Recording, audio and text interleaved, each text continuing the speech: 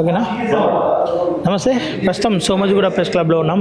ఏదైతే ఈ నెల హైడ్రా చేసినటువంటి కొన్ని పనులపైన, కొన్ని కూల్చివేతలపైన వ్యతిరేకంగా హైకోర్టుకు వెళ్తామని చెప్పేసి నల్లమల్లారెడ్డి రావడం జరిగింది. ఆయన ఆస్తులను అక్రమంగా ధ్వంసం చేసే ప్రయత్నం చేస్తూ ఉన్నారు. ఆయన పైన కక్ష సాధింపు చర్యలు తీసుకుంటా ఉన్నారని చెప్తా ఉన్నారు. ఒకసారి ఆయనతో మాట్లాడే ప్రయత్నం చేద్దాం. సార్ నమస్తే. సార్ చెప్పండి, హైడ్రా మొన్న మీ ప్రాంతంలో కొన్ని కూల్చివేతలు జరిపింది. దాంట్లో మీకు ఎట్లాంటి నష్టం జరిగింది, మీరేమంటా ఉన్నారు? నాకు నా ఇంటి చుట్టూ నా కాంపౌండ్ వరకు ఒకటి నా పట్టా ల్యాండ్లో ఉన్నదాన్ని, నంబర్ 1. నంబర్ 2, నా అగ్రికల్చర్ ల్యాండ్ చుట్టూ కూలగొట్టొచ్చిండ్రు. ఇదంతా కలిస్తే మోర్ దెన్ 1 కోటి 2 కోట్ల నష్టం. ఎందుకంటే 10 ఎకరాల చుట్టూ రాళ్ళ గోడలు ఉంటాయి. ఒక రాయి విలువ ఇవాళ కనీసం 20 రూపాయలు ఉంటుంది. మొత్తం కూలగొట్టారు. ఆ తర్వాత ఇది ఎందుకు చేశాను అనేది క్వశ్చన్ మార్క్. దీనికి ఏమిటంటే ముందు నోటీస్ ఇచ్చిండు, జవాబు రాసినాం, అది పట్టించుకోలేదు. మళ్ళీ high court order second time order వచ్చి అంటే ఏమిటి పర్సనల్ హియరింగ్ అని పెట్టిండు. అది పబ్లిక్ హియరింగ్, అది వినలేదు, మా డాక్యుమెంట్స్ కూడా చూడలేదు. అంటే ఈ did not go in depth. అంటే ఏంటి, ఆయన చేయదలుచుకున్న పని ముందే ఫిక్స్ చేసుకొని వచ్చిండు. తర్వాత ఎంతమంది తీసుకొచ్చిండు? 300-400 మంది పోలీసు, ఒక 15-20 మంది సిఐలు, తర్వాత హైడ్రా సిబ్బంది, వాళ్ళ public relation officer. Time to time మీకు ఇదైతుంది అదే ఆయన పెట్టిండు. దాంట్లో ఏం రాస్తాడంటే 4 కిలోమీటర్ల కాంపౌండ్ వాళ్ళు పెట్టిండు అన్నాడు. In what way I'm connected? నేను కాదు పెట్టింది. అక్కడ ఒక అసోసియేషన్ ఫామ్ చేసుకొని గుడిసెలు ఇస్తే వాళ్ళని తీసేసి ఇది గవర్నమెంట్ ల్యాండ్ పంచాయతీ అది పెట్టుకొని ఇంజక్షన్ ఆర్డర్ తెచ్చుకున్నారు. అఫ్కోర్స్ నా ప్లాట్లు కూడా ఉన్నాయి కాబట్టి నాకు కూడా రక్షణే కదా అది. సో ఈ నష్టం చేసిండు. ఇది నా అభిప్రాయం ఏంటంటే, కోర్టును లెక్క చేస్తాడు, గ్రామ పంచాయతీ లెక్క చేసేది. ఇంజక్షన్ ఆర్డర్ ఇస్తే గ్రామ పంచాయతీ పర్మిషన్ ఉన్నదని చెప్పి కోర్టుకు పోతే జడ్జి కన్సిడర్ చేసి ఇంజక్షన్ ఇచ్చాడు. ఈ గ్రామ పంచాయతీ ఎవడు ఆర్డర్ ఇస్తాడు? గ్రామ పంచాయతీలో ఒకసారి తీర్మానం పాస్ చేసి ఒక ఆర్డర్ ఇచ్చిన తర్వాత నోబడీ కెన్ కౌంటర్ ఇట్. అది చట్టపరమైంది, అది చట్టబద్ధమైంది. ఇవన్నీ ఎవడు కేర్ చేసేది లేదు. ఇంకోటి, అక్కడ ఇంజక్షన్ ఇచ్చిన జడ్జి అంటే ఇంజక్షన్ కూడా లెక్క చేయవా? ఇది ఏ రకమైన ధర్మం? ఎంత దూరం పోతుంది ఇది? ఆఖరికి దాని మీ ల్యాండ్ అంటే మీరు జెన్యున్గా ఉన్నప్పుడు కూడా మీ పహారీ గోడలు కూల్చేసి మీ మీద కక్ష సాధింపు చేస్తున్నాడు మీరు అంటారు. గతంలో మీ కానీ రంగనాథ్ కానీ ఏదైనా కక్షలు ఉన్నాయా? నాకు రంగనాథ్కి ఎక్కడిది? రంగనాథ్ అంటే స్ట్రిక్ట్ ఆఫీసర్, బ్రహ్మాండంగా పనిచేస్తాడు. హైడ్రా వచ్చిందంటే రేవంత్ రెడ్డి గారు పెట్టి నిజంగానే ఇది మంచి పనులు చేస్తాడని అనుకున్నాం. ఎఫ్టీఎల్ కానీ, చెరువులు కానీ, కబ్జారు కానీ వేరే పర్మిషన్ లేకుండా కట్టబట్టి అది అక్కడెక్కడమే ఊర్లే. ఇది ఇక్కడ కాదు సార్. పట్టణంతో వదిలిపెట్టేసి ఓ గ్రామంలోకి వచ్చేసి నేను ఇంటి చుట్టూ కట్టుకున్న గోడను కూడా కొడుతావు, నా పొలం చుట్టూ కూడా కొడుతావు. ఎందుకంటే ప్రొటెక్షన్ అవసరమే కదా. మా దగ్గర నెమళ్ళు, మన్ను, మశానం చాలా ఇబ్బందికరంగా ఉంటుంది గ్రామంలో.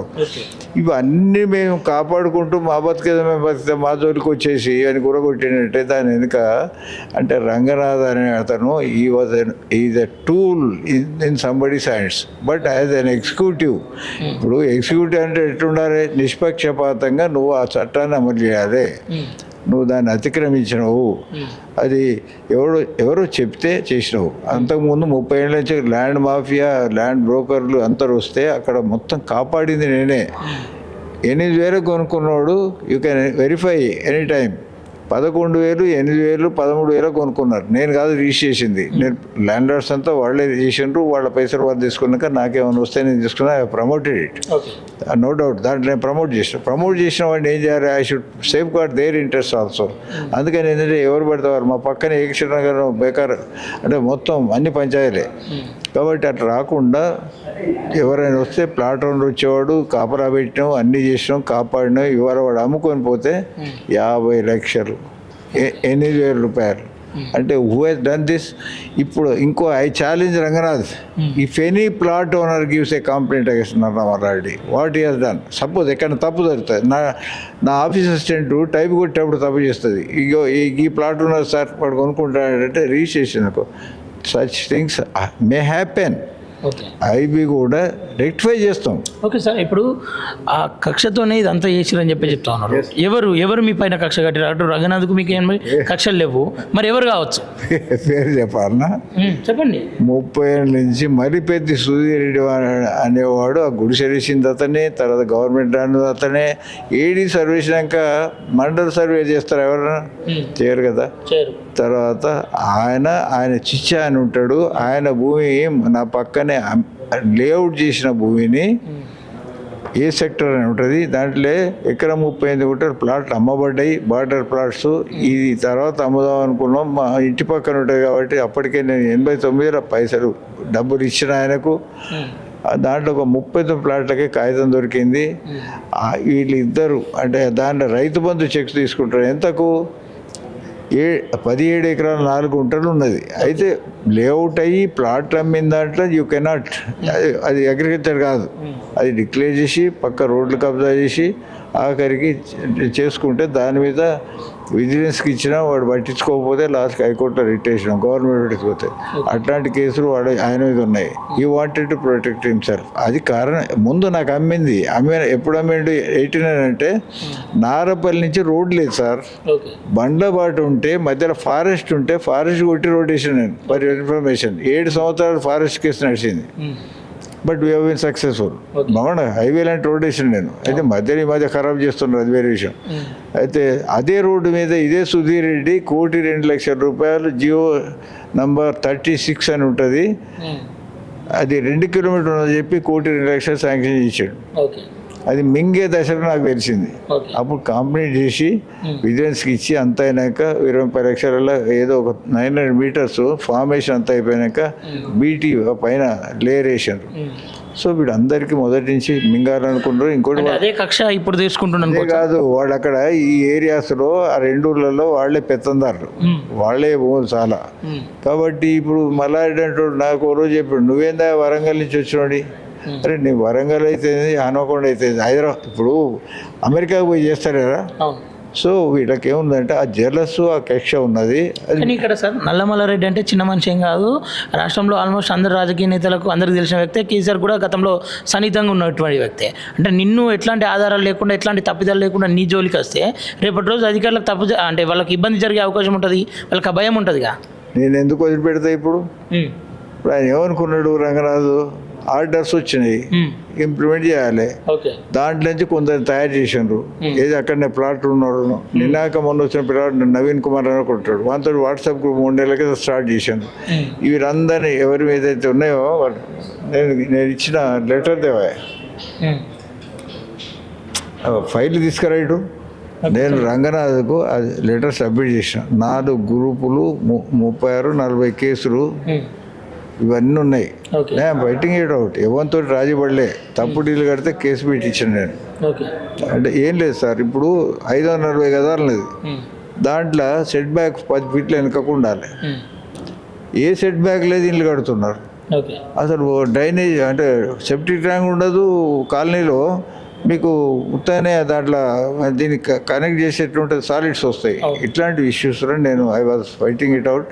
మరి కొంతమంది అక్కడ బాంబులు అంటే బాణసంచాలు పీల్చి సంబరాలు చేసుకుంటారు, ఇక్కడ హైడ్రా కరెక్టే పనిచేస్తుందని చెప్పేసి కొంతమంది అట్లా చేస్తూ ఉన్నారు. అది దేనికోసం? అదేమిటంటే వాళ్ళ మీద ఈ కేసులు ఉన్నోళ్ళే. ఒక లేడీ శ్రీదేవి అనేట బాణసంచా పేల్చింది, ఒకటి ప్రపంచం అనేటోడు రియల్ ఎస్టేట్ బ్రోకరు. ఈ బ్రోకర్ గారిని మేము కంట్రోల్ చేసినాం. ఎందుకంటే ఈ ప్లాట్ వాళ్ళు ఎక్కడెక్కడనే ఉంటారు, వాళ్ళకి అన్నీ అంత తాయిలాలు పెట్టి చేసి వాడిని పట్టుకొస్తారు, ఒకరిని తయారు చేస్తారు. Like that they're selling. అదే మిగిల్చుకున్నవాడు ఎవరు, ఇప్పటికీ ప్లాట్ వాళ్ళని అమ్ముకోదు, దీనికి ఎట్లా వాల్యూ వస్తుందని చెప్పుకుంటూ వచ్చిన. అట్లా అమ్ముకోకుండా ఉన్నవాడు నవ్ ఈజ్ మిలియనీర్ కాదు, మల్టీ మిలియనీర్స్. వీడు ఇది చెన్నై 11,000 సార్. సార్ ఇప్పటి వరకు హైదరాబాద్లో నష్టపోయిన లోన్లు కూడా ప్రెస్ మీట్ పెట్టినటువంటి దాఖలాలు లేవు, అలాగే కోర్టుకు తర్వాత వెళ్ళిన దాఖలాలు లేవు. ఎవరైనా ఉంటే ముందుగానే వెళ్ళి దాన్ని ఆపుకునే ప్రయత్నం చేశారు. ఇప్పుడు మీరు ప్రెస్ మీట్ పెట్టడానికి గల ముఖ్య కారణం ఏంది? నన్ను బదనాం చేసి ఈ ప్రపంచంలో నల్లమల్లారెడ్డి అనేటువంటి బదనాం చేసి ఇంత ఆనెస్ట్గా బతికాడు. ఆనెస్టే కాదు, నేను ఎన్ని గంటలు పనిచేస్తాను తెలుసా ఇప్పుడు? ఇప్పుడు కూడా మినిమం 12 నుంచి 14 గంటలు పనిచేస్తాను. ఓకే. రాత్రి 11 నుంచి 12 వదిలి తింటాను. పొద్దుగా లేస్తే ఈ జనాలంతా కాపాడుకోవాలి. ఎందుకంటే ఇప్పుడు నా లక్ష్యం ఒకటే, ఎంప్లాయ్మెంట్ జనరేషన్. మనం బతకాలి, తోటివాడు బతకాలి. ఇది ఓన్లీ నన్ను చాలామంది చెప్తారు, నీకేం పని, ఊరికి చేసే ఉపకారం పీరు చేసే ఉపకారం ఒకటే రా అని చెప్తారు. మా అమ్మ కూడా చెప్పేసినప్పుడు. కానీ ఇప్పుడు పరిస్థితి ఏంటంటే అసలు ఈ సమాజమే మారిపోయింది. జనాలు ఎట్లున్నారంటే తిన్నింటి వాసాలు లెక్క వచ్చిండు. This is the letter I gave. ఎవరికి? రంగనాథ్కి ఇచ్చిన లెటర్ ఇది. తర్వాత ఈ లెటర్ ఇచ్చి ఇందులో రాసిండు. నేను ఏం రాసినా తెలుసా మీకు?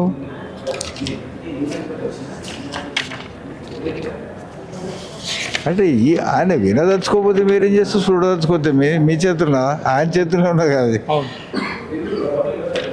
The problem started is because of my complaints representing as president of the association against illegal construction by some of the plot owners not following the building rules in Divyanagar layouts to the concerned authorities and filing of suits to set right such plot owners when the executive authorities failed to act upon our complaints by the association, in which I have a lead role representing many of such complaints and suits. అంటే నేను lead అంటే president అయినా మీరైనా ఇక్కడ press club president ఉన్నాడు.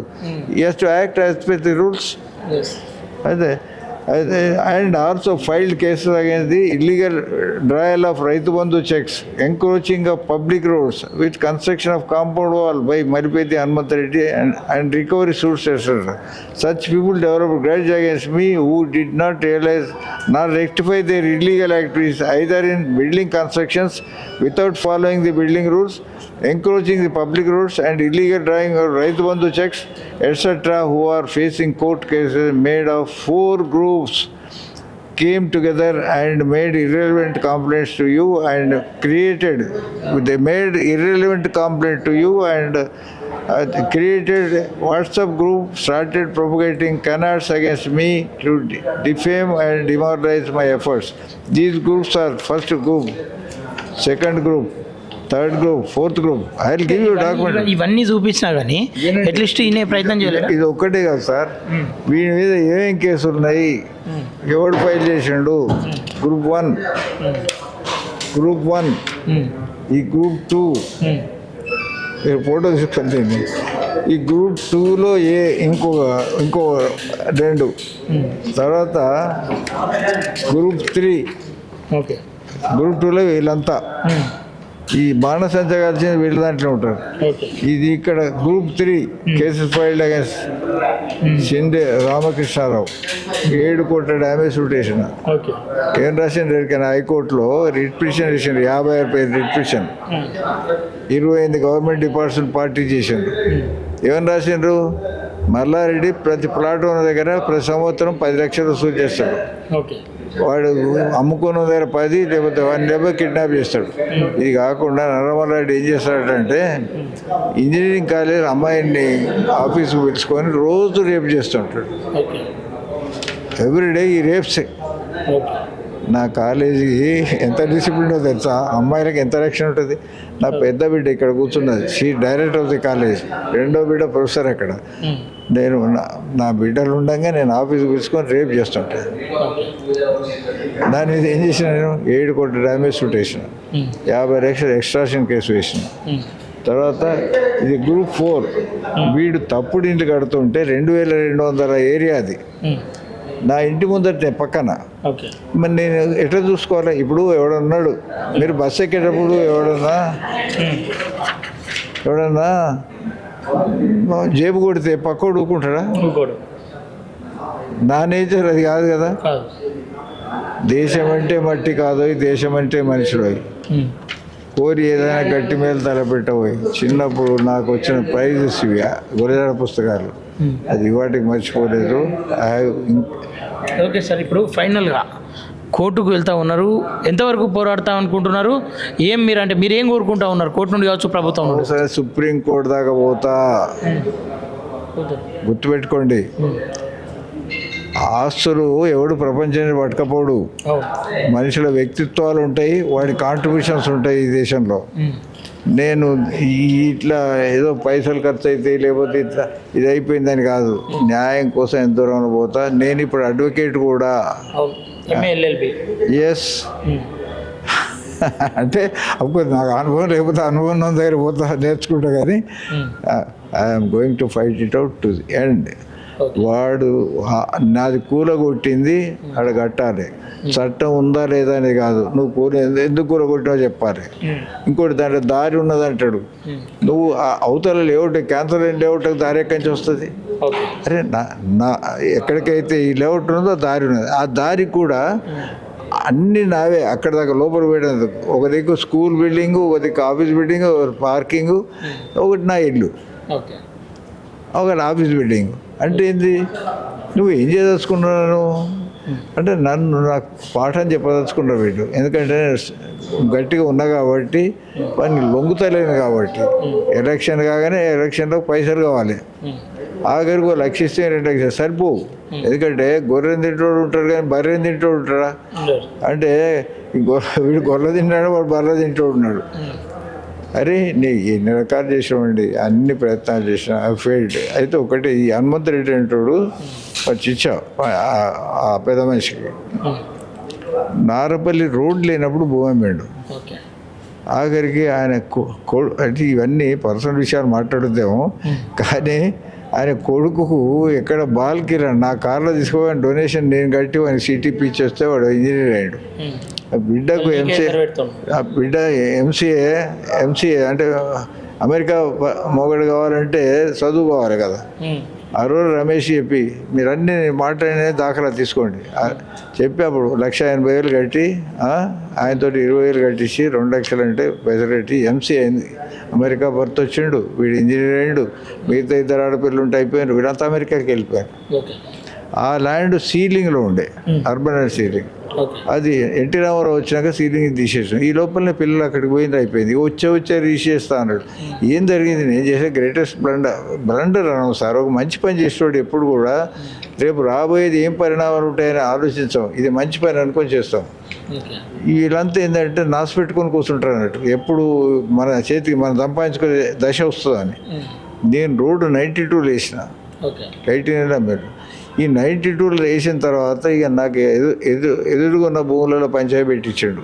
అది ఒక 2 ఏళ్ళు కొట్టాను, 10 ఏళ్ళు నా హెల్త్ పాడైంది. మొత్తం మీద వాళ్ళు ఓడిపోయినారు, నా చేతికి వచ్చింది. అటువైపు ఇంజనీరింగ్ కాలేజ్ ఉంటుంది ఇప్పుడు, అదే HM 98లో అప్లై చేసి మొన్న HMD లేఅవుట్ చేయించాను. 26 ఏళ్ళు ఆ లేఅవుట్ రాకుండా ఆపారు.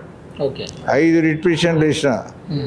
కేసీఆర్ మున్సిపల్ మినిస్టర్ ఉన్నప్పుడు ఏం చేయలే, KTR ఏం చేయలేదు. But I fought it out. ఎవరి కోసం? నా పైసలు పోయినాయి, 7 కోట్లు పోయినాయి. అయినా I done it. I'm very happy. ఎందుకంటే పైసలు కూడా కాదు, పైసలే ఉన్నది సార్. పైసలు అంటే ఇదే ట్రాన్సాక్షన్ మీడియా. నా దృష్టిలో చెప్తాను, అందరి దృష్టిలో ఏముంటుంది దానికి బాగా ఏదో పవర్ ఉంటుంది, డిగ్నిటీ ఉంటుందని కాదు. To buy a phone you need money, అంతే. ఇది కొనుక్కోవడానికి వస్తు మార్పిడి పనికి వచ్చేది తప్ప వ్యక్తిత్వాన్ని కాపాడేటి కాదు. వ్యక్తిత్వం ఉంటుంది. అయితే ఫైనల్గా అయితే కోర్టులో కొట్లాడతారు, గెలిచేంత వరకు దాన్ని ఇచ్చిపెట్టే, అంటే మీ న్యాయం దొరికేంత వరకు దాన్ని ఇచ్చిపెట్టే అంటారు. ఎంత దూరం పోతే అంత దూరం తీసుకుపోతా. అరే నేను ఇప్పుడు వాడు మొండోడు అంటే నేను జగమోడిని అంటే నేను నాట్ గోయింగ్. ఇప్పుడు న్యాయం కోసం ఎందుకు వెనక పోవాలి? పైసలు ఖర్చు అయితే కావచ్చు, పెద్ద అడ్వకేట్ పెట్టాలి కావచ్చు, ఇంకేమైనా కావచ్చు, ఇంకోటి అది దానికి వెనక పోవు. న్యాయం జరగాల్సిందే. ఇప్పుడు ఇంత దుర్మార్గమైన అంటే నేను ప్రభుత్వాన్ని అంటలేను, నేను ఈ ప్రభుత్వం పెట్టిన ఏదో గొప్ప పని చేస్తామని ప్రచారం చేసుకొని చేస్తున్న వాళ్ళు ఎక్కడో పట్టణంలో ఇవన్నీ కబ్జాలు అయిపోయి అడ్డగోలు బిల్డింగ్ కట్టి సంపాదించుకోవడం వాళ్ళ దూరి పోకుండా ఎక్కడ నేను ఊర్లో ఉండేటువంటి దగ్గరకు వచ్చి నా ఇంటి మీద గోడ కొట్టి నా పొలం చుట్టూ కూలగొట్టినాం అంటే అసలు ఈజీ. అంటే నీకు అక్కడ అసలు నీకు ఆ జ్యూరిడిక్షన్ ఉన్నదా? అది అవసరమా? దాంతో ఏం సాధించినావు? ఏం లేదు సార్. మీ దీంట్లో వీడియోస్ ఇది చూస్తే చెప్తా ఇక్కడ మీకు. ఇవాళ ఈయన గోడ కొడితే వీళ్ళు పాపం PO అండ్ HO అసోసియేషన్ వాళ్ళు